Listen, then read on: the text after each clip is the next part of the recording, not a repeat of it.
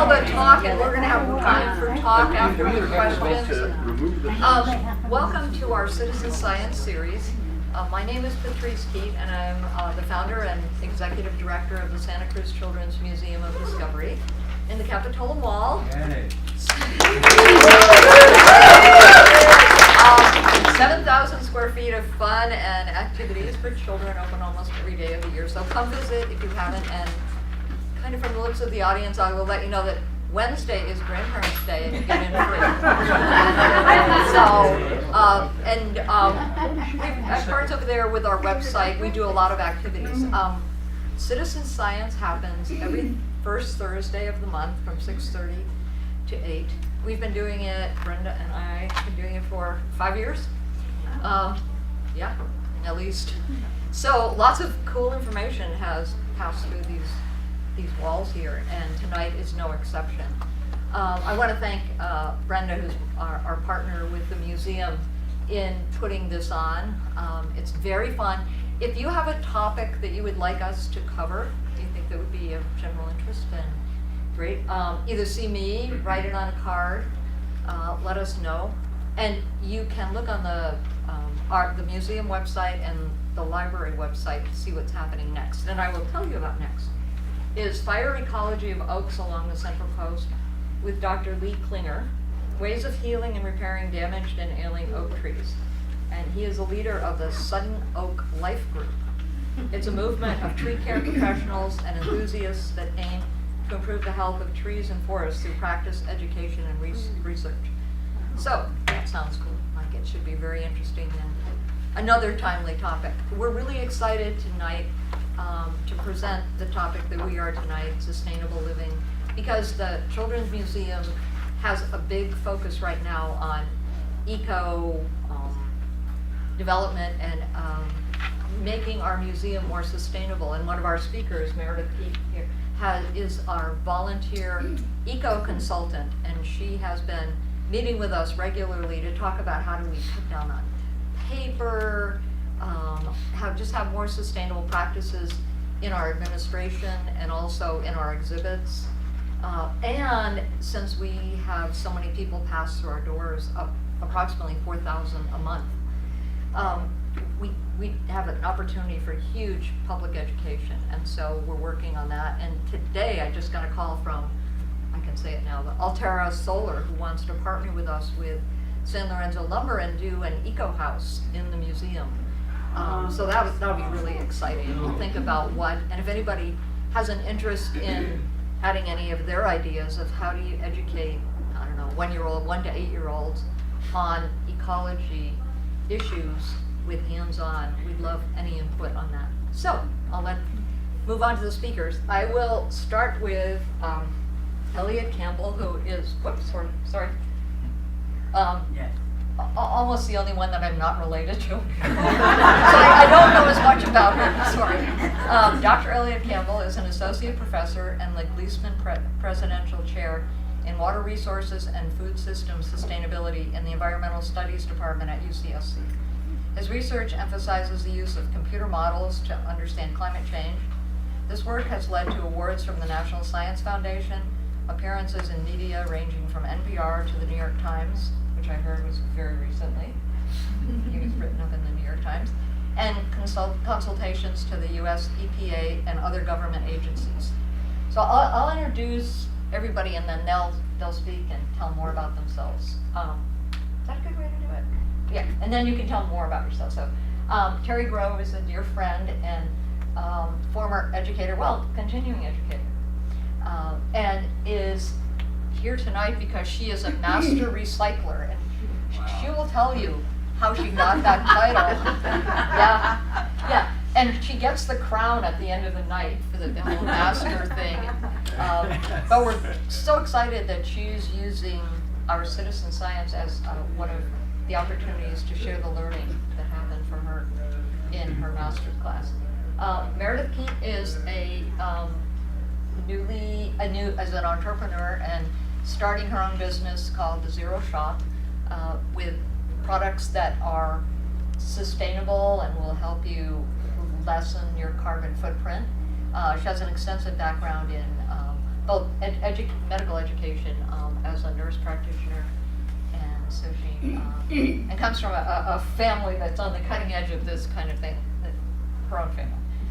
She's my daughter-in-law. And then, anyway, she's also been consulting with us at the museum, as I said, and we're really excited to have her input on our exhibits and our sustainability campaign there.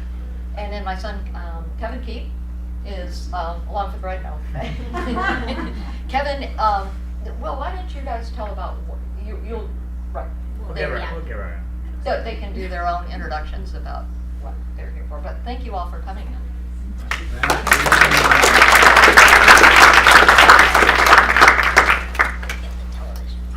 Nice. Well, thanks so much, Patrice, for putting on this forum. This is so great. I'm really excited to learn from the other panel members and from all of you and share a few things that I've learned. But one thing I just learned a moment ago is that everyone except for me on the panel has their mother here tonight. Might call mine, maybe she can listen in by phone or something. Shoot. Thanks, Mom. Yes, that is so great. So yeah, I've been doing some work. Wow, these fonts are amazingly small. Our minds are very, very big. But don't try to read that, please. Let's just talk about it. What I'm really interested in is a relationship I think that is necessary, that exists between what people in the zero waste movement are trying to do and what people in the local food movement are trying to do. I think these things are sort of interdependent in a very important way, and I'll get to that towards the end. But I just wanted to start by sharing just a little overview of what waste is. So this is a picture of some folks at UC Santa Cruz, and what they've done is had a truck load of waste and dumped it in a parking lot, and they're sorting it into various categories, and then they're weighing each of these little piles. And so this is one of the ways that people learn about what's in their waste, and you might be surprised at how little we know really about what's in our waste. There are activities like this going on, but relatively few. So as citizen scientists, if this looks like fun to you, and your neighbors don't mind, you can take your trash can, empty it in the street, sort it into little piles, and weigh those and contribute right away to what's known about waste, because it is surprisingly relatively little of these types of operations are going on. But there are a few of them, and if you want to learn more about what people find from making these little piles of waste, you can go to the US EPA's report just from July in 2018, where they've done this at 100 or so landfills around the country. Our state actually does a really good job of doing this on a relatively frequent basis. So this is Cal Recycle. They're the branch of the state government that's in charge of landfills and really knowing what's going on with waste.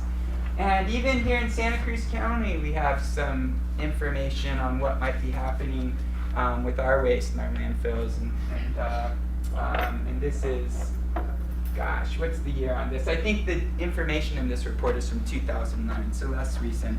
One thing that really is striking to me about these reports and others that are at international levels is, at least in from state to state in the U.S. and around the world, at least in developing countries, the strong similarity in developed countries like ours, the strong similarities in how much waste is produced and what the categories of waste are. There certainly are differences. There's definitely outliers, but there are some really strong similarities across the states. And so I'll show you a little bit of what we find from some of these studies now. So this is from the US EPA, and what you see at the bottom here is a timeline. So this is 1960, and it goes over to 2015. And then what they've plotted here, two lines. These blue triangles here, they're the total amount of waste we've produced in the US. And this isn't waste that goes to the landfill. This is just the total amount of waste, whether it goes to the landfill, or it's recycled, or it's incinerated, or it's turned into mulch, which is the main categories these days. And so it's, we're starting out around 88 million tons in the 60s, and now we're really doing great, 262 million tons a year. So this happens because of a couple things. One is we have more folks around creating waste, more industry creating waste, but it also happens because we're producing more waste per person per year. So our lifestyles have changed. So two things going on. And that lifestyle change is what you see in this second line here, these orange squares. We start out, these orange squares are how much waste is generated in the United States per person per year. Or I think the unit here is pounds per person per day, which makes it sound not so bad. They were only about 4 pounds per person per day, but if you add that up over a year, it's like a ton. But anyhow, the key thing here, and they've plotted it in a funny way, the axis here makes this line look relatively flat, but the numbers here have almost doubled over the course of this time period. So we're really going up and up in how much waste we produce. And this is an extraordinary amount of waste at a global scale. I was saying that the other wealthy nations are doing this too. Not all of them, but a lot. But in the developing world, it's just a tiny fraction of this. So there's a lot of people living a very different lifestyle. This isn't something we need to be committed to. Let's take a look now then at if you make those little piles and weigh them, what you get. So this again is a time series, that same 1960 through 2015. But now instead of just the total waste generated, you see these colors here. Different colors give us the different categories that you might have put those little piles of waste into. And so, I don't know, maybe some of you can read this, but anybody notice any trends here of these different categories? Sorry, it's a little fuzzy. Glass is declining and plastic is increasing. Glass is declining. That's one thing I heard. So I think glass maybe is this, the orange? Yeah. So glass maybe expanded a bit, and then it maybe Sort of declined a declined, bit. yeah. And here, that bar got a little narrower. Neat. Okay, that's one thing going on. Plastic. What do you see with plastic? Is that the yellow? Exploded. Wow, that is amazing. That's a lot of plastic. Anything else? And every molecule of plastic that was ever made is still a molecule of plastic. Yeah, that's impressive too. It really hangs around. Doesn't degrade as rapidly as some of these other things. Food waste. Food is a big one. Holy moly, too. Look at that. We are throwing it away like it. We must be growing some really nasty food. It must be Cheetos and, people are just, or something. I don't know why we're throwing away so much food. I thought one thing that was neat here is it looks like we hit peak paper in the 2000s, and maybe we're declining a little on that. Anyhow, this again is generation. So this isn't what goes to the landfill necessarily, although a bunch of this does. Some of it goes other places too. Also, the way these things are broken down, whether you're looking at what the federal government is doing in terms of tracking it, or a state, or a city, or UCSC doing its own study there, these studies aren't always interchangeable. For example, this doesn't include construction and demolition debris. If you saw that here, it would maybe double everything that you see here. So there are these other, and sewage sludge is not in this categorized by the feds either. So these studies aren't always interchangeable. So if you're trying to learn what the state does and what a different scale of organization does, you might be careful in how you compare them. Okay, so this is total generation. Where does it go? So at the national scale, we landfill about half of that stuff, but not necessarily in equal quantities. So that food you saw that was expanding, almost all of that gets landfilled. But the yard clippings that were also a big case, a big chunk of that, a lot of that gets mulched and not sent to landfill. And of the quarter that's recycled, that's also not distributed evenly across those categories as well. So a lot of paper gets recycled, but a lot of plastics don't. And then you can also see a little wedge here for composting that's not insignificant, and a pretty good sized wedge of combustion with energy recovery. So quite a bit there going to the landfill, which is a big issue. And then I wanted to share with you, this is what's happening in our county from the study of our waste and how it's broken down. And in this case, we do include, the study that was done here did include the construction and demolition, which you can see is a big fraction. This isn't waste generated in our county, this is waste landfilled in our county now, so a little bit different than what was in that federal report. But a couple things to notice are that big piece from construction and demolition, so the next time you're remodeling your bathroom, this is something maybe to think about in the strategies for how you go about that process, what kind of materials you pick, do they have to go to the landfill or not, significant. Another interesting thing to notice here is how much of this material in our landfills is organic. So we've got our green bin, right? We've got lots of our leaves and branches and things that are going not to the landfill, but somehow getting sent back to the land. But a lot of what's going into the landfill here is material that could be put into a similar kind of circular economy. It wouldn't have to go to the landfill, and you can see that here with this category, landscape and agriculture, compostable. This massive food category here in our county, 18% of what's going in our landfill, and even all this paper. And because of that, because so much of this material that is compostable, we have this new law in our state, the Senate Bill 1383, and it's really landmark legislation and kind of startling to a lot of people, especially those that are in charge of landfills and city waste collection. What this law does is puts in this really aggressive timeline, and again, it's impossible to read this, but I'll just tell you what's written here. By 2025, so there needs to be a 75% reduction in the organic waste going to the landfills. And at the state level or even the county level, that's about a third of what we put in the landfill every year. So it's going to be a remarkable investment in infrastructure, in new personnel, new jobs, all kinds of things to somehow get to this point in such a very short time. Right now, our state has very little capacity for dealing with all that organic waste, the food, the paper, and so on.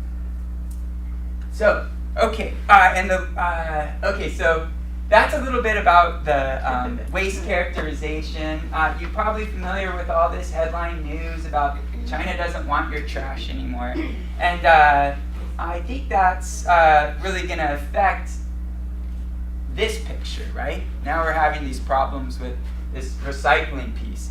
And all of a sudden, California is getting really aggressive about building up this green wedge to offset some of this big red piece of the pie.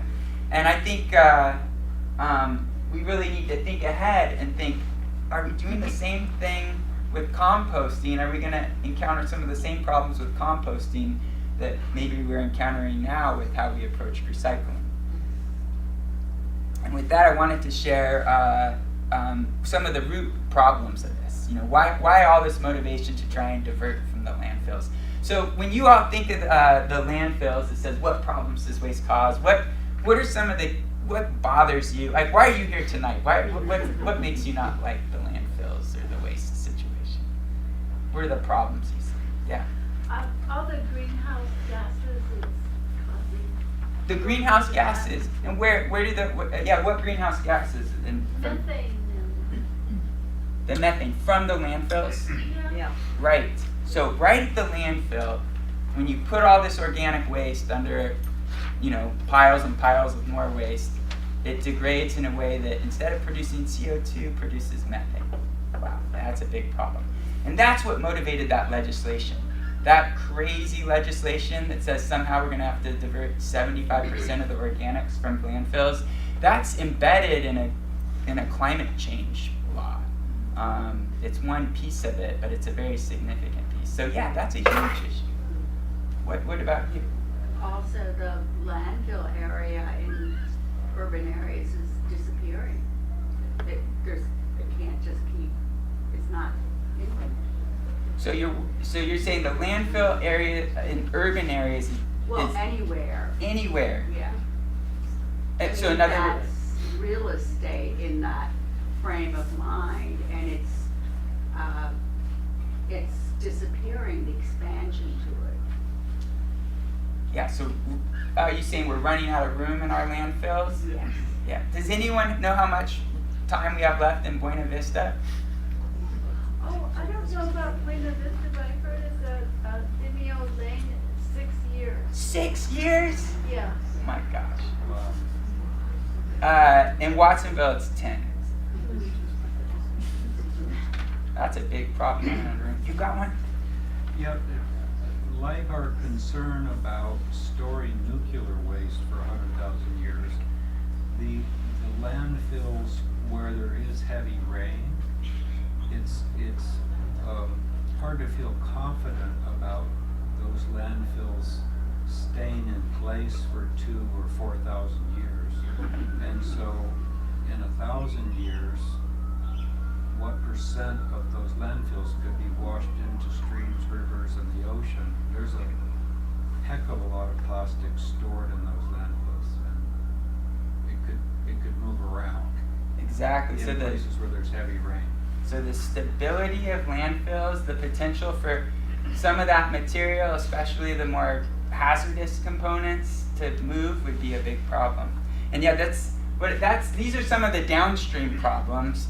The plastic moving out of the landfills into places that are sensitive to that, like the oceans. The downstream problem of the methane coming up out of the landfills. There are other problems too at different parts of what people call the life cycle of our products and our waste. So, when we think about any product, whether it's food or this computer, there's all these different stages along the way, from getting the raw materials to transporting those raw materials around to manufacturing and so on. And so some people, when they worry about waste, they also worry about some of these upstream categories. So that food waste that we were looking at earlier, food is a remarkably challenging thing to produce. It is probably responsible for somewhere between 10 and 30% of all the greenhouse gas emissions on the planet Earth, which is amazing. It pollutes more water than anything else by far. Forget wastewater treatment plants and everything else. This is the #1 cause of water pollution. It uses more water than anything else we do. And so when you're throwing away food, it's all these upstream things that you have to figure into the impact too, right? If you were able to eat that food instead of buying twice as much as you needed, then a lot of these other really dire problems would go away. So life cycle assessment is a big activity for people studying waste. Okay, and some folks put this food loss into perspective by saying, if food loss was a country, which it's not, but if food loss was a country, it would emit about as many greenhouse gases as the United States, and not too far off from China either. So it's a really substantial problem, these upstream as well as the downstream problems. Okay, so there's some problems. What about solutions? And I think there's a lot of really exciting solutions now. Some we're seeing from entrepreneurs like Meredith. There's a lot of really creative thinking going on in Santa Cruz, in this area right now. And some of the research in my lab is focused on potential solutions too. And I mentioned earlier that I thought there might be an important linkage between local food and what we're trying to do to reduce waste. And so I'll share a little bit about that now, and then I'll be quiet. Sorry. So this is going to be a quick wrap up. Anyhow, we need tons of solutions. We need all kinds of solutions, and there's this hierarchy of solutions that you've probably seen before. Some are considered better than others. Source reduction, just don't make waste in the first place, all the way through, burning it to make electricity. It's such a big problem, we're probably going to need, people doing things in each one of these categories. I want to talk a little bit, though, about this composting as a possible solution. And that's probably going to be the main thing that's done to implement this crazy law we have in California.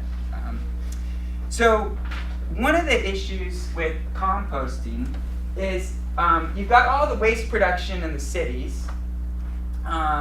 You're producing compost, and then you're shipping it out to the farms by truck. And it turns out that's relatively expensive.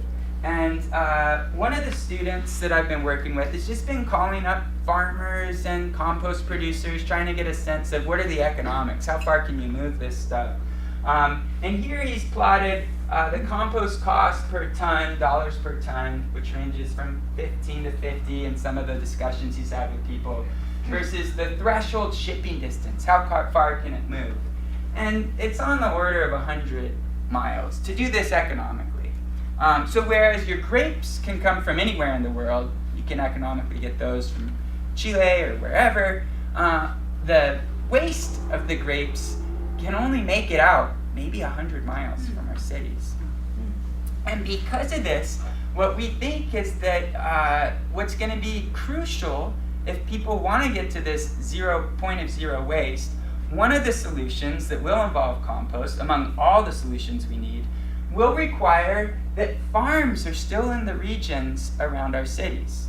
And this is, I think, a really important linkage. Another thing we've been doing is trying to track this across the state. So the students have been working on creating maps of where the compost is, how much compost would be produced by urban area, and then create spatial linkages with where the farms are. One of the things you might notice about this map is, do you see what are some key differences you see between where the farms are and where the waste is? Is there any striking difference? LA. Yeah, these guys. So this is going to be interesting. How do we, within 100 miles, get all that organic waste out of there?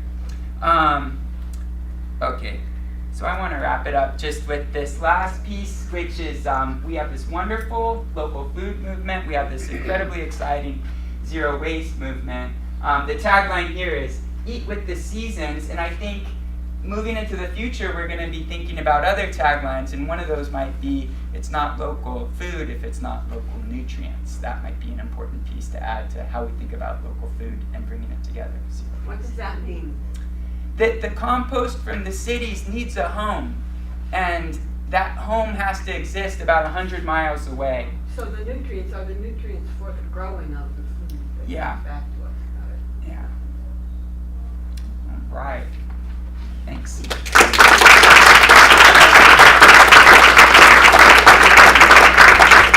And I recently took a master recycling class, and I've taken a lot of classes in my life, but I honestly thought it was maybe the best class I ever took. I really learned so much, and it just made such a big impact on my life.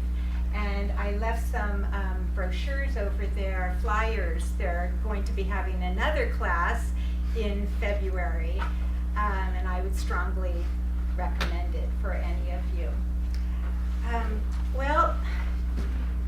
Thank you so much. That was just so interesting. And thinking about the 6 R's of green living, the first one is to refuse. So to refuse more food than you can eat, or more clothes than you can wear, or more dishes than you really need, to just not get as much stuff.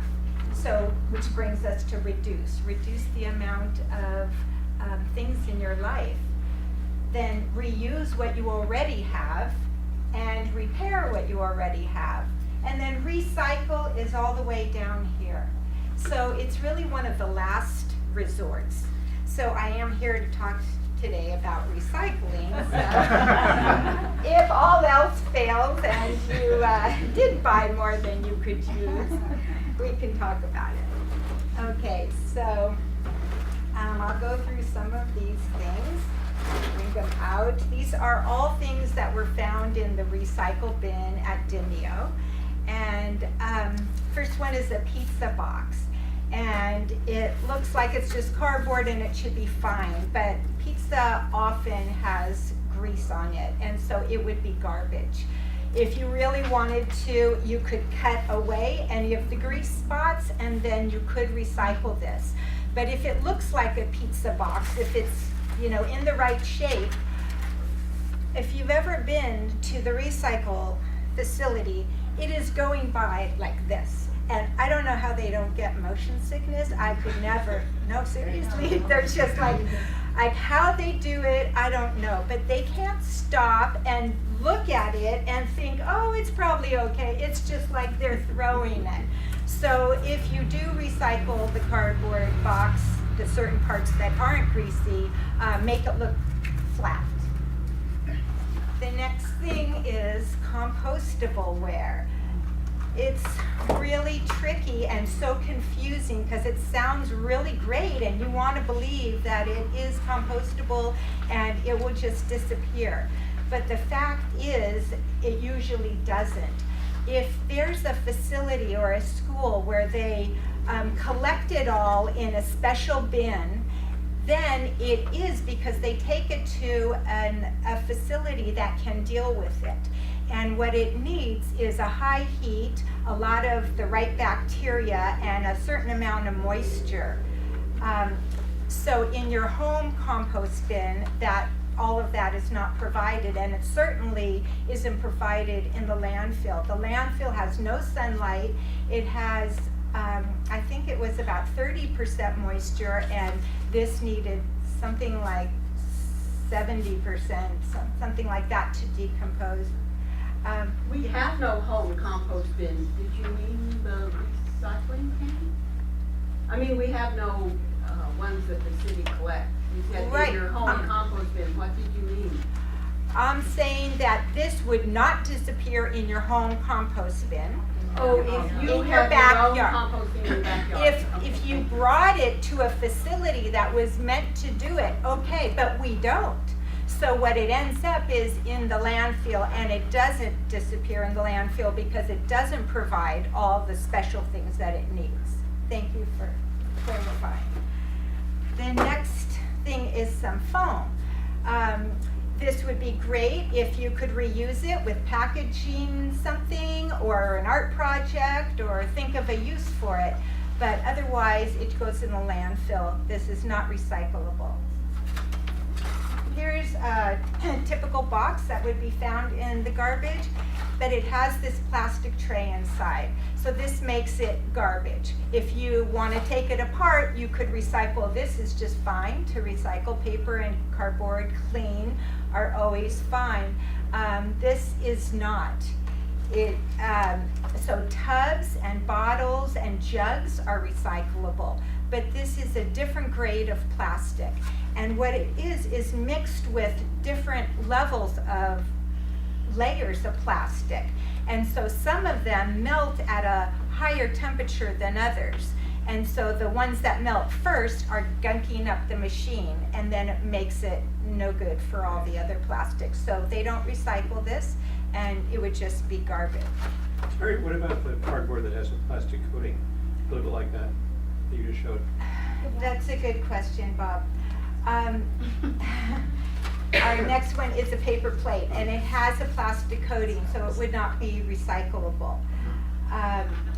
But most paper and cardboard Even is with printing fine. on it and such. Yeah. What did you say? Even with printing and such on Oh, it. printing, yeah. So here's a paper plate. It looks pretty clean, and you would think that you could recycle it again. Number one, it has a coating. Number two, as it's going by so fast, they can't sit there and judge, is it clean? They see a paper plate and they throw it out. So much is just getting thrown out. So it'd be best if you just threw it out and saved them the trouble. And the next one is aluminum tin, and aluminum is I think the one thing, although glass probably also, can be recycled over and over again. there's no limit to the amount of times it can be recycled. So aluminum cans and aluminum is great. But they don't take, I've been told by the trucks that come down the street that they don't take aluminum foil anymore. Yes. That they don't want to recycle it, that they can't recycle it. Oh, I It's understand. shocking. There's so much. I stuff that- understand that they do take aluminum foil and aluminum cans and aluminum trays. But it has to be Aluminum. flattened. It has to be flattened. Actually, our teacher said to give it a little squeeze so that it doesn't act like paper. That's what I was told. We are going to be putting up a website here for the Demio waste recovery. And so there's a great website and you could look it up or you could call them, but what I was told is aluminum foil is fine. So we have two kinds of egg cartons, and this would be called pre-cycling. So when you're at the store, you can already be making a decision. Do I want to buy something like this, cardboard, that could be put in your home composting bin, or you can recycle it, or this styrofoam that is not recyclable? So right there you can choose the better product for ease of recycling. I'll show you another piece of styrofoam. This is the more normal way that you see it, and so often in packaging. And Demio does not take this. They don't have a facility to deal with it, and it's just, goes in the landfill. But Gray Bears does take it. So if you're willing to drive it over to Gray Bears, they are the only ones in the whole county that has a machine that just melts it down to like little. And then they collect it all, and they can take it to somewhere that will make new things out of it. So actually, Gray Bears is a wonderful place, and they recycle a lot of things that Demio doesn't. And by the way, when we're talking about this, this is what goes in the blue bin. And if you actually drive it to Demio, they accept more things like big plastic items that are not accepted, electronics. Yeah? I would say though it's only number 6 styrofoam that's accepted at Gray Bears. So it's the rigid, thick that's Like number this. 6. So all the sheets, all the things that we tend to get in packaging is not accepted. by So it's Gray only like chunky stuff? Bears. It's only the thick Yeah. number 6. Okay, thank you. Sure. So here, Just a quick question, sorry if other people know this, but is Demio a location? Oh, Where is that? good question, thank you. Demio Lane is where the dump is for Santa Cruz City Okay. and the recycle center. Buena Vista, right? Buena Vista is Watsonville, Oh, Watsonville. Demio is Santa Cruz.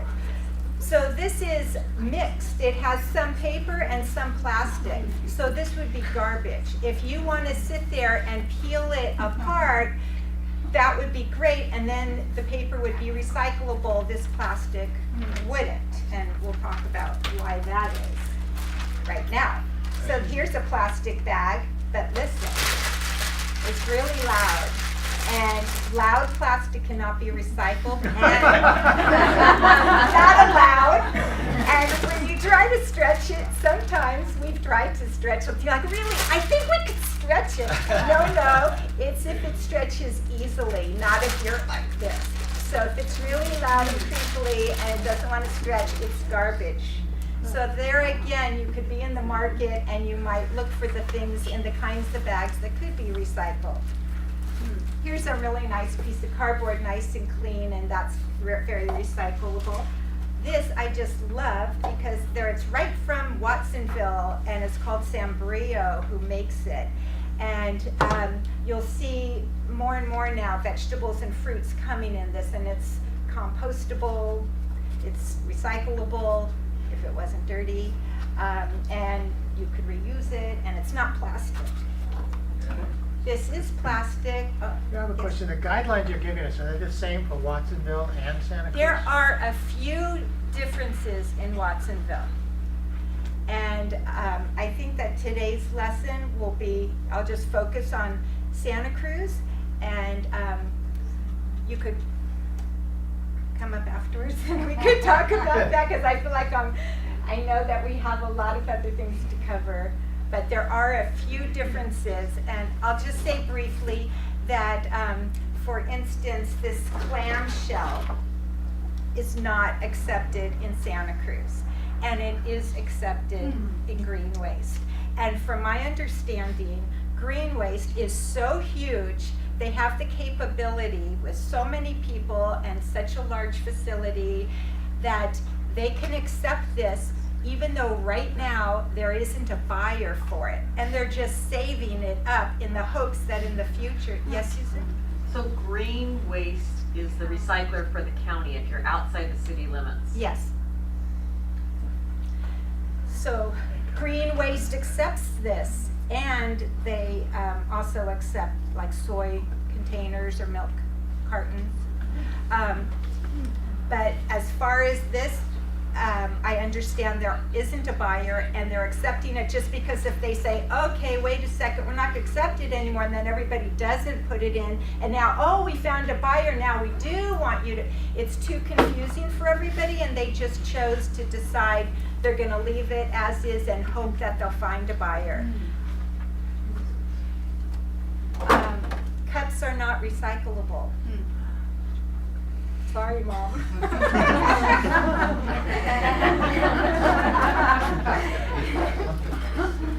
Glass is great. It's recyclable. Or reusable, put something else in it. This is what we call a Tangler. So it's a cord, first of all, it looks perfectly good, and maybe someone just threw it out and it would work. If it's broken, okay, you'll need to throw it away, but if it's not, you could donate it to Goodwill or to the Restore or give it to somebody else. If you do need to throw it away, it would not go in your blue bin, but it could go to Demio. They have an electronics.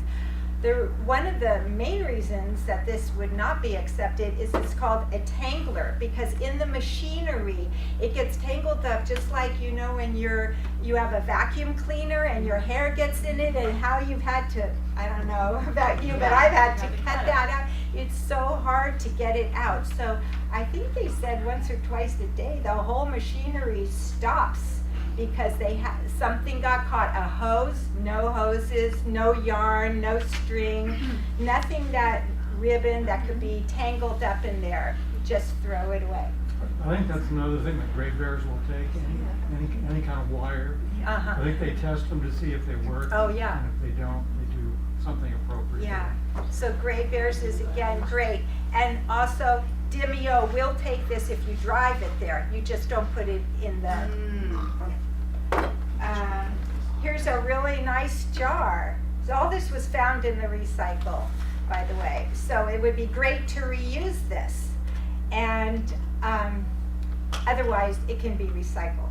The top two can be separated. If the top and the bottom don't match, if they're both metal or they're both plastic, you can leave it on, and they prefer you to leave it on so it doesn't get lost. But since they're different, you would take the top off. At my house, I have a bits container, and I'd probably put something like this in the bits container, although this is probably big enough, it'd be okay, but little things get caught.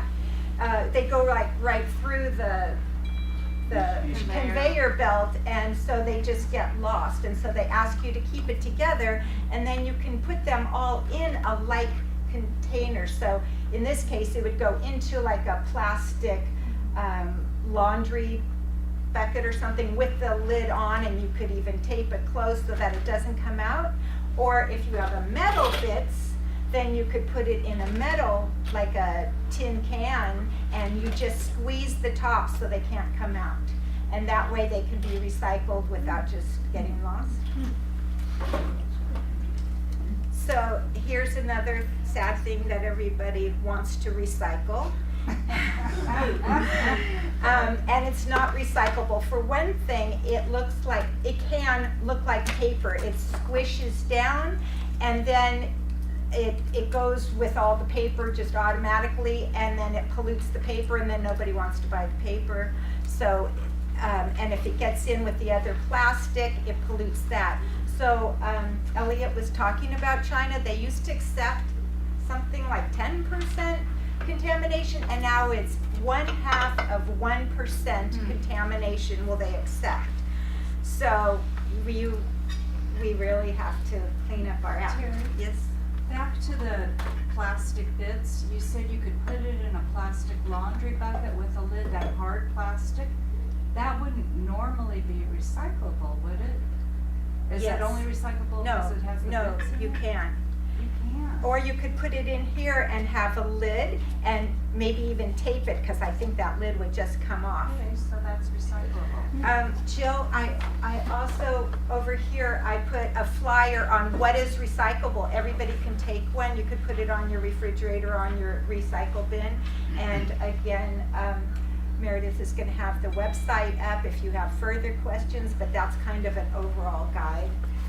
Bags have to be bagged together. If they're loose, they end up in the ocean, they are flying all around, and it can also be a tangler in the machine. So you always have to have clean, dry, and bagged together for bags to be accepted, and they're recyclable like that.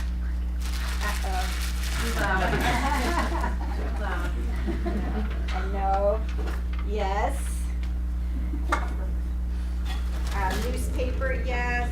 This has too much going on. It has a plastic lid, paper here, metal here. Again, if you want to take it all apart, great, but like this, it's garbage. You can't. Sorry.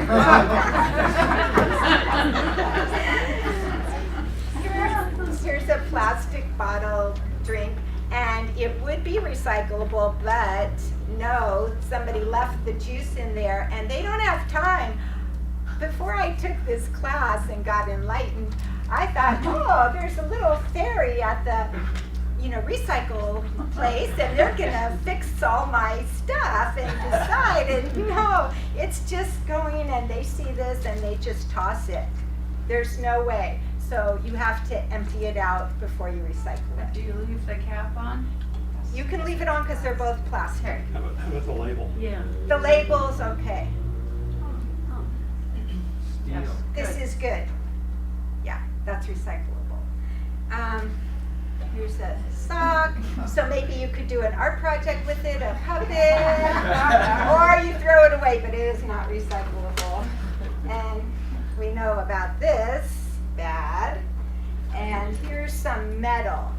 It's brand new. It could be returned. It could be donated to Restore, Goodwill, Gray Bears, your neighbor, and it does not go in the blue bin. You could take it and they'll accept metal, but they don't accept scrap metal in the bin, just aluminum and steel cans. And food is the #1 greenhouse emission cause in the landfill is food, like Elliott was saying, and the recovery facility, they do capture, they have pipes under there, and they actually use that and use it as energy, and so a certain amount of it they're able to recapture, but a lot of it is, just goes into the atmosphere. Here's another little thing. So this would be garbage, but actually if you took this off and you put it in your bits, then you could save this part and this part would be thrown away. Okay.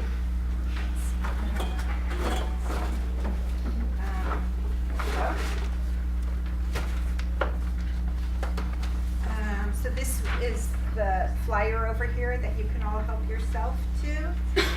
And just a few last thoughts. They used to say, when in doubt, throw it out. That it's better to just throw it away than to pollute the good stuff. But now they're saying, when in doubt, find out.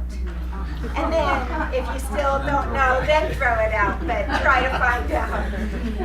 And they say no wish cycling. So wish cycling is when you're like, I want to recycle this. It's perfectly good plastic and I don't want to throw it away, but it's better to throw it away.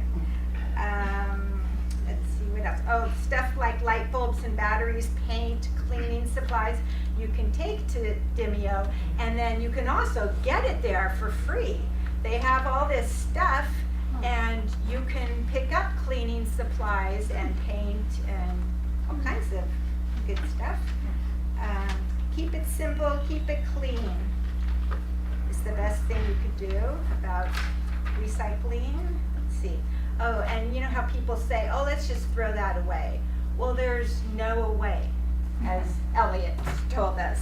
You don't just throw it away, it's gonna be there forever. And I used to think, well, it's in the landfill and they're covering it with dirt and, you know, it's just disappearing in there. And it doesn't, because there's not the sunlight, no oxygen, and things don't disappear. They say that you can look in the landfill and read a newspaper from 20 years ago. You could still read it, in some cases if it wasn't, you know, covered with water somehow. Yeah. Could you talk about two things? One about broken glass, and also about the ubiquitous coffee cup with its plastic lid and its little sleeve, and like a Starbucks coffee cup. Okay, so a coffee cup that is made out of paper? Yeah, like you get at Starbucks with. So you'd throw that away? Because of why? The lining. They don't take paper cups. So it's going too fast. They're not going to look in there and see exactly how clean is it. That's garbage. And then the other thing you asked? The liner is petroleum. So it's not too hot. Oh, that would be like cardboard. That's fine. And then the plastic top. The plastic just top realized. is garbage. Yeah. And then a broken glass. Okay, so there's no like glasses from your kitchen, not that kind of glass. Yeah. Like No. it's broken. No. No. not That's broken garbage. glass. Yeah. I think you had said at another time that they don't currently have a buyer for paper, so they're storing the paper down. They've since found a buyer. You'll be happy to know. Yoo-hoo! Yeah. But It was temporary. if they don't, or if the clamshells in Watsonville, do they ever just give away 100 tons of stuff just to have it move on? To who? Nobody wants it. Well, there's buyers and there's acceptors, but you're saying that they No, not only it's really cheap. In some cases, they pay them Okay. to take it. I think I heard. Yeah. Wow.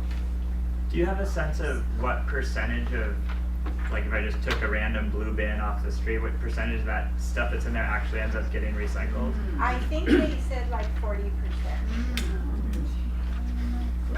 I just seen your bag, I was thinking it was gonna be less. Yeah. The city does go around the blue bins and give you a little notice that Yeah. like you need to check your recycling. And that's new. Yeah. So it's been since China changed their policy that they've really gotten more strict. Lisa? So the little plastic bags when we get fruits and vegetables, you're saying that those are recyclable if they're all put back together? And clean and dry. Because there's some that are like this light green and there's some that are white. Oh, okay. If it's compostable, you can't mix them. And so you think, oh, this is made out of cornstarch, it's fine. And apparently, it's not.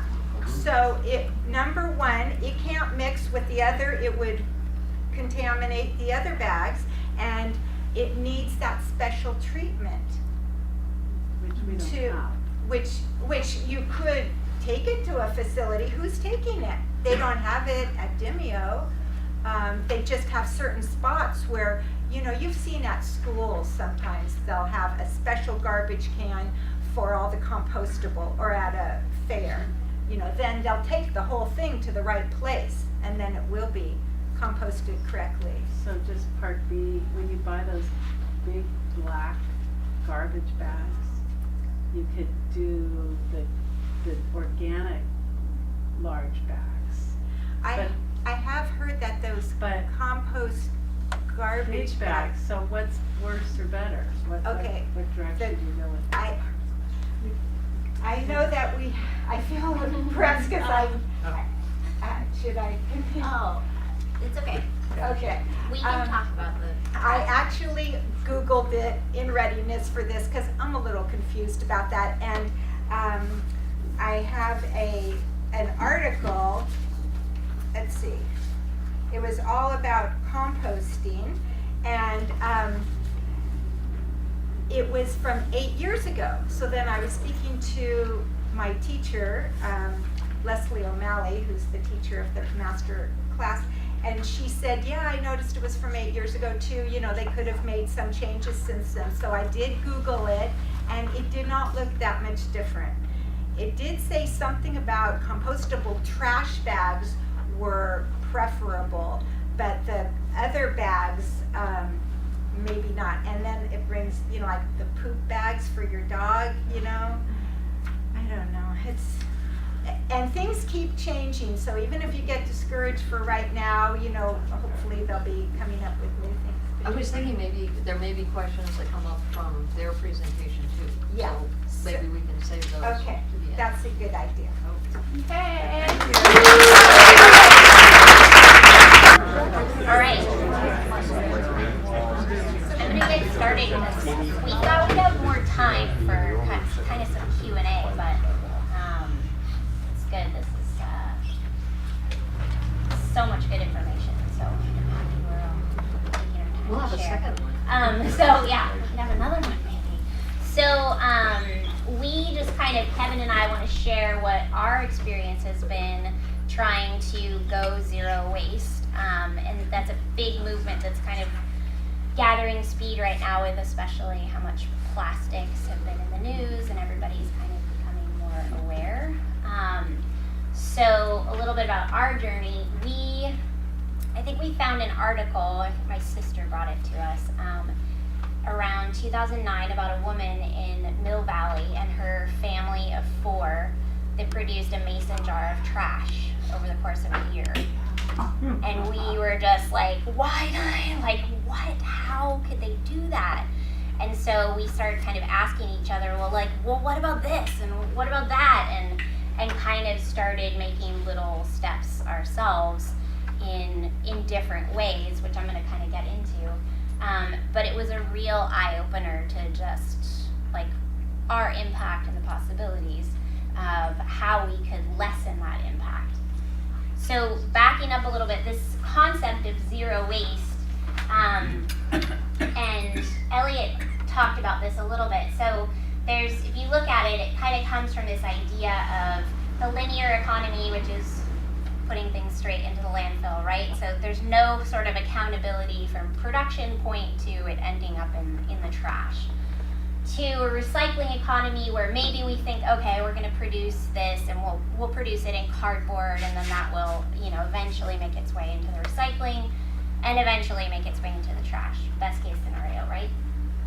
To trying to look at how our things in our daily lives are produced so that it's not ending up back in the landfill or skipping that step of the recycling facility. How can we just keep it in a reuse phase or a repurposing phase or whatever it is to extend its lifespan, so we're not ending up with this pile of stuff and we're, instead of producing 4.5 pounds of trash per day per person, which is crazy, that maybe we're producing 2 or 1. Or I brought our, so this is our family of 4. We have 2 kids, they're 8 and 10. This is not for the last year. This is just for the last 10 days, I think. There's lots of candy wrappers in here thanks to Halloween. But this is our collection, which is crazy to me that we've made it this far. And I hesitated even bringing this in because to me, it's not about the mason jar and like what you can accomplish, but I think it serves as a good like visual. Exactly. So, and we've gotten to the point now where we've been kind of practicing in this way for, what did I say, 2009, so for almost 10 years, that it's easier and easier. In the beginning, it was crazy hard. It was like every single thing we're like, oh, that seems crazy, we can't get there. And it's still a work in progress. And so we were doing this for a while, and then we decided actually to take a year and travel. We just got back maybe 2.5 months ago, and we were shocked by the state of the world and the plastic that we saw.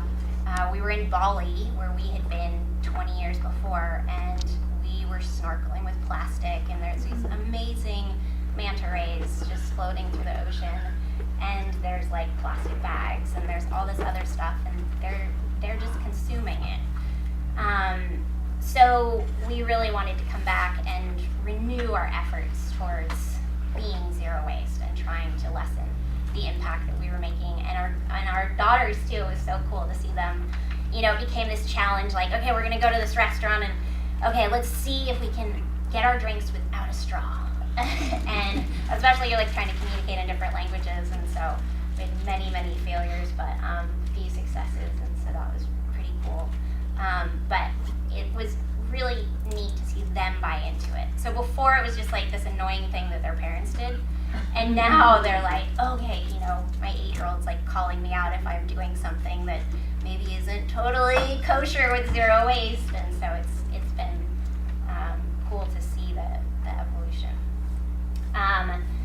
So Terry talked about these, so I just want to touch on them briefly. And normally this doesn't have repair in it, but I threw it in because I think it's really an important aspect. And the part about this that really bothers me actually is that rot, which is about compost, right? So it's kind of like things you should do the most to things you should make the least of.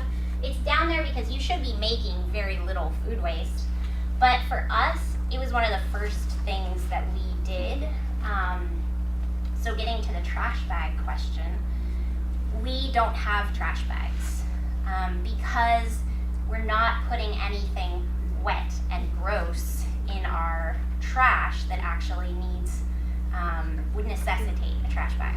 So that's why this literally there's nothing else. And there's like a dirty wrapper in here, I think, and that's it. Because we're diverting that waste to our home compost system. And we also have baby chicks now that we're raising, so we're gonna have chickens again, which we gave away before we left for our trip.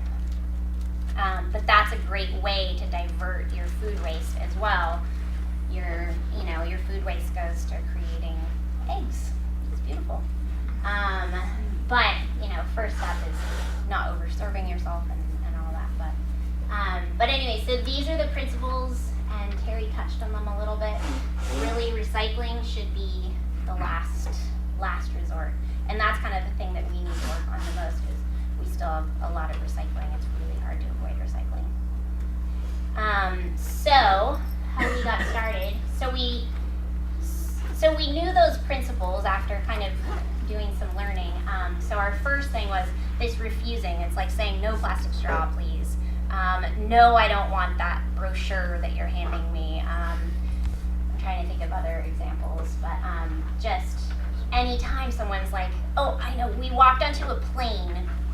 I can't remember where we were flying, and we had our kids, and the stewardess was handing out little bags of gummy bears, and I was behind my kids, and I watched each of them say, no thank you, to gummy bears. I was like, whoa, this is crazy, with no prompting. So it's that refusing, because if you bring it into your life, you're gonna have to decide, what am I gonna do with this? And so the first thing is just don't bring it into your life, then you don't have to decide. And that gets easier and easier with time too. So like I mentioned too, setting up composting, and it doesn't have to be beautiful. these are not like Pinterest-worthy compost compost beautiful. systems. Oh, sorry, he made this. It's gorgeous. It's gorgeous. So this is just a trash can that we cut the bottom off of, dug a little bit around it into the earth so that all the worms and all those good organisms could get up there and start feasting on it. The library closes in 20 minutes. If you need a library card, please go to service desk now. And so this, we actually quickly outgrew this bin, and so now we're building another one, which will have stages, but it doesn't have to be beautiful. And it's super simple, like this, just figuring out your balance of your super wet stuff to your really dry stuff, and it shouldn't smell. It's, and there's actually a master composting class too that we could give you more information about if anybody's more interested in composting. And buying nothing new. So Elliott also talked about kind of looking at the product. So the shirt, what did it take to get into the rack in Macy's or whatever it was? If you start thinking about that, it's crazy. Like, it started in some factory in China, and then, it's made its way all the way here so that you could buy it for $5, $10. I haven't bought anything in a while, as you can tell. I don't know the price of things anymore. So that was kind of one of the first things we did, is we just decided we weren't going to buy new things. And of course, we're not perfect. We buy things. But just kind of using that as a guiding principle of like, do you really need it? Or is there a way that you could get it somewhere else? Like, go to the secondhand store, go to Goodwill, go, make it, whatever it is. It's just kind of a little mind shift into reducing your consumption habits. And Kevin contends that if anyone wants to start this kind of lifestyle, that you should start with a buy nothing. He said month, and I said week. It's a little more kind of tangible, but Other than consumables. other than consumables, right? You still need to eat, obviously. But yeah. And then shopping in bulk, and so I'm gonna go through kind of. So this is Kevin took these pictures of like just a typical trip to the grocery store. So this is him gathering our mason jars, and there's different ways you could do it in mason jars or have your actual bulk bags. He just prefers to skip the step of taking it from the bag into the jar, or having it, I bought more beans than my jar can hold, and so it's just a little bit easier that way. So going to the customer service counter, getting your tear weight on your jar, which my sister, she's a little more type A than I am, but she put a label on her jars. It ended up in our possession. We're okay with that. But Kevin brings a Sharpie to the store and then puts the tear weight on there, and then also uses it to put the bin number, and it actually comes off when you scrub it with a brush or with a sponge really easily. So that's a typical kind of grocery store run. And there's things that we still buy in plastic because we haven't been able to find good substitutes. So like the plastic and tofu, and so it's not a perfect system by any means. Our pantry. Someone told me they wanted to see pictures of our house, so Jerry's like, I want to see our fridge, which looks really bare, but that's because we get to the point where we just need like a few fruits and vegetables or eggs, those kinds of things, and then the rest is in bulk in the pantry. So you're just cooking beans and rice and yeah. Are you refilling your milk bottles? No, so these you pay a deposit at the store, and then you return them. So when you go to the customer service, you return your milk jugs, and they give you a couple bucks. So it's that glass is like we should just be reusing it. And we have a lot of milk because thanks to my mom, I'm making yogurt, which is really ridiculously easy, it turns out. I didn't know. And talking about local food, so we joined our a CSA, Live Earth Farm. I'm putting a plug in for them because they just went plastic free. So everything's wrapped in paper. It is a lot of paper. I was just unpacking ours today. It is a lot of paper, but it's local. They partner with our kids' school. They go to Montessori, and the junior high kids go and work on the farm one day a week. It's very cool. And we went out there and picked strawberries and tomatoes. This is my daughter. And then had a whole canning day where we did a bunch of canning. But that's been huge for just getting things package free through the CSA and keeping it all local is awesome. And then they have these days, all these U-picks, they'll tell you what's in season, and so you're eating with the seasons, and it's just pretty brainless. And then there's all kinds of different swaps that you can make. Skipping the disposable coffee cup, which we know is just straight trash, and getting your own reusable coffee cup, which you take with you everywhere, reusable water bottles, the list goes on and on and on. And beeswax wraps, which I brought some because I don't know if people are very familiar with these, but actually Elliott's wife makes these, and they're awesome. She makes the best ones. She really does.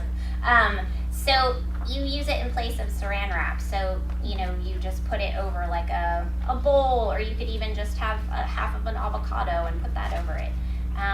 They're just really handy for everything. So I highly recommend those as a good swap, and then you don't have to buy saran wrap anymore, which is nice. How do you wash that? Just in kind of lukewarm water with a sponge. Done. And then at the end of its life, you can compost it. And where does she sell them? I can pass these around. She sells them online. She has an Etsy shop. I'm not handing this one around because it's not a very good one. From the competition. I think it's actually, we got it in Australia or something. It's very stiff. Doesn't work very well. Yeah. I was gonna say, you can also buy them at the local Patagonia store. They're in a 3-pack for $20. So And the staff of life. And stuff, Staff of yeah. Life.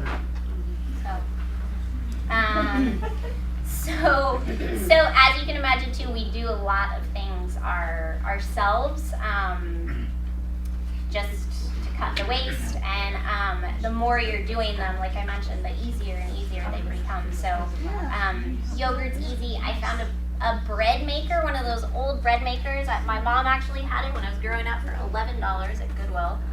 And now I make bread in like 5 minutes. You just throw the ingredients in and voila. And that's what we use the bread to make our girls' lunches in the morning. And then making pasta. I didn't even know making pasta could be so easy. And toothpaste, and I think Terry was gonna bring along a toothpaste recipe. But we just use baking soda as well, which my daughters did not like at first, and now they like it. And then cleaning, find most things we just use baking soda and vinegar. Work very well. And I mentioned canning. That's like a great DIY trick to be able to keep your fresh, your seasonal ingredients all year long. So we've been doing more and more of that as well. And then, like I said, we're just like keep kind of going at it, keep improving. And this is because Terry wanted to see what my closet looked like. It looks really sad. But we came back from traveling, and all my clothes are in this one drawer. So these are like my shorts and my pants and my shirts. And it's really nice. And so we also kind of started a policy of like you bring one in, then you get rid of one, because it's so much nicer. And Kevin's going to talk kind of about like the other benefits. Like you don't feel like you're sacrificing. Like I'm not like, oh man, I wish I had a whole closet full of clothes. There's a kind of peace that comes with having so little. Yeah. When you say get rid of it, how do you get rid of it? Get rid of, like donate it to Goodwill most of the time. And how do you clean your clothes? how do I clean my clothes? I've not found a good solution, zero waste solution for laundry detergent. I was making it at one point with like washing soda, and it was this whole involved process, but I'm still on the quest for that. Good question. And then someone, Sue, I think, her granddaughter was like, how do you do lunches? And so this was this morning. I took these pictures of my daughter's lunches in these cool little bento boxes. It makes it so you don't have to be like searching through all the Tupperware to figure out, what fits what. And then that's our homemade bread, which doesn't fit anything, so they get little like finger sandwiches, but they don't mind. They don't complain too much. And then you hear from Kevin.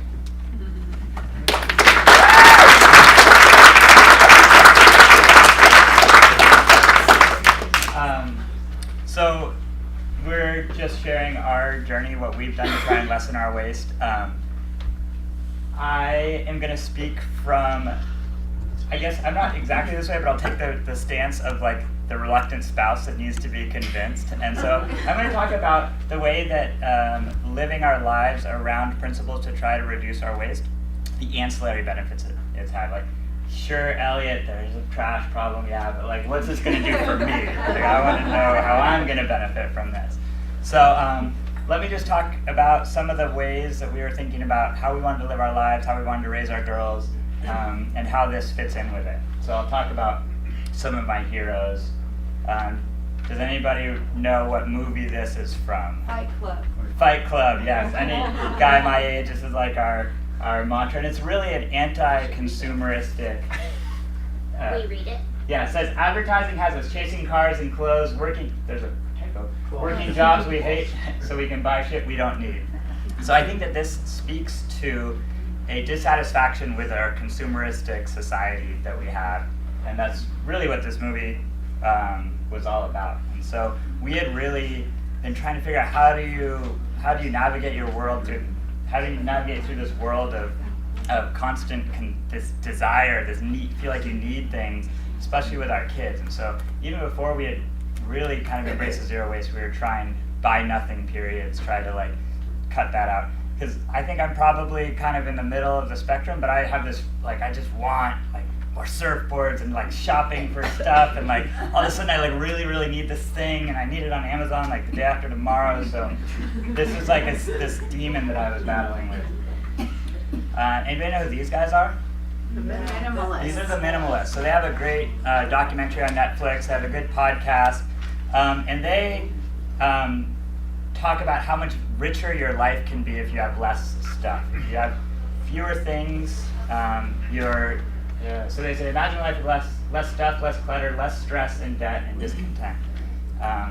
This is like similar to Fight Club, which also says the things you end up owning you. So it's all kind of different sides to the same coin of anti-consumerist, kind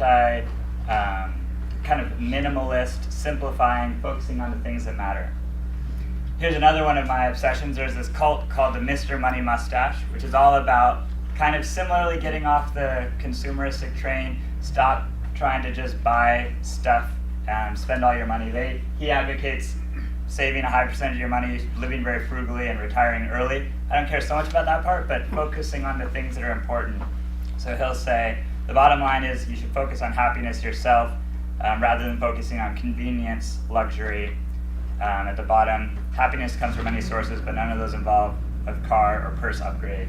So again, this is like three sides to the same three-sided coin, but kind of getting at things similarly. And so this all shows up okay, I guess. I pulled our data from Mint on our spending, and this is not to be too instructive, but just when you're focusing on trying to live a zero-waste life, it helps with this anti-consumer frugality. We don't have a big chunk of shopping, buying random shit over there. Mostly because we're like, what are we gonna do with that waste when it comes and it helps us to keep our priorities?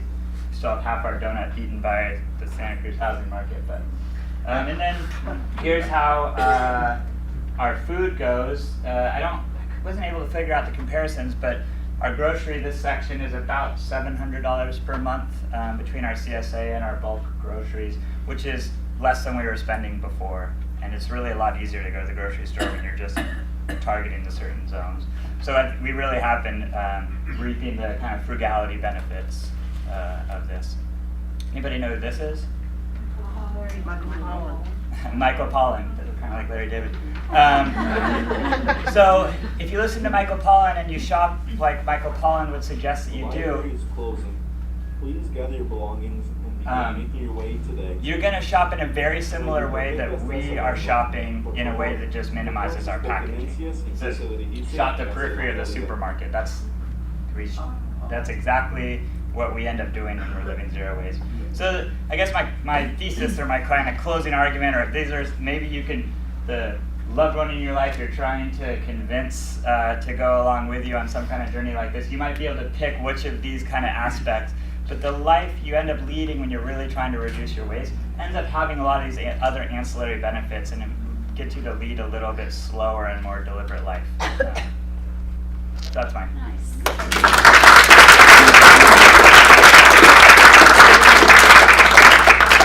Thank you so much, and I want to say they're my heroes, and I'm so far from it.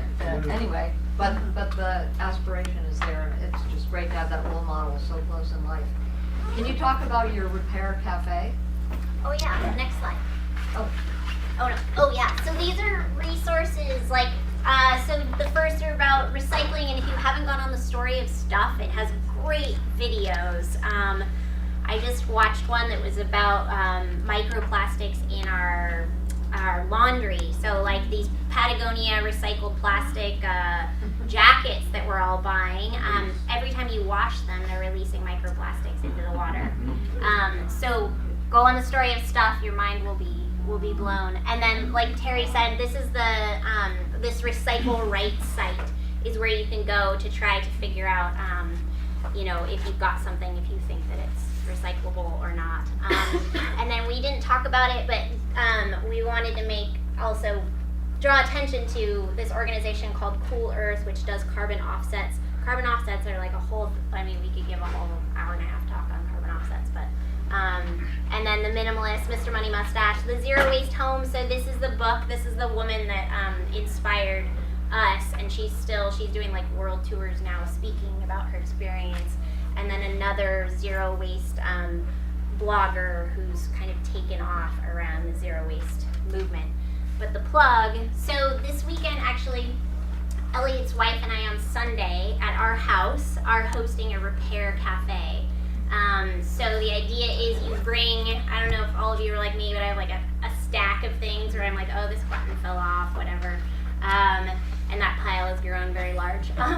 So we'll be set up there helping people fix things. Maybe you don't have a sewing machine, maybe you don't know how to fix it. And then Kevin's going to be doing some wetsuit repair. We've got a friend doing bike repair and small appliance repair. So we're kind of cobbling it together. I think Gray Bears also does a repair cafe. So there's resources out there, but if anyone's just interested, keep stuff out of the landfill as much as possible. Exactly. Make it last as long as possible. Yeah. So this weekend. So let me know if you want my address. Meredith, you mentioned your blog. Oh, and so I have a blog. So the Zero Shop, which Patrice mentioned, is the shop that I'm starting. So trying to find products that help support a zero waste lifestyle. Like you shouldn't have to be making your own toothpaste or making your own deodorant or all these things that you can kind of like deep end on the DIY and end up feeling like it's just not doable. So I'm trying to find products that will help people and make it easier. So I just got that up and running. So that's the and there's a blog as part of that too. What? Yeah, the zeroshopsc.com. And your blog you did. And the blog is on the website. What you did in October? So for the month of October, I highlighted a bunch of zero waste swaps that everyone can take a look at too. One a day. One a day. You're bragging for it. No, I mean it's so cool. I mean, make shampoo that in a bar rather than the big plastic thing. Yeah. bar soap works beautifully. So I don't know if we're going to toss out of here, but if anybody has questions for any of the panelists, we'd be happy to answer. I'd just like to mention that newly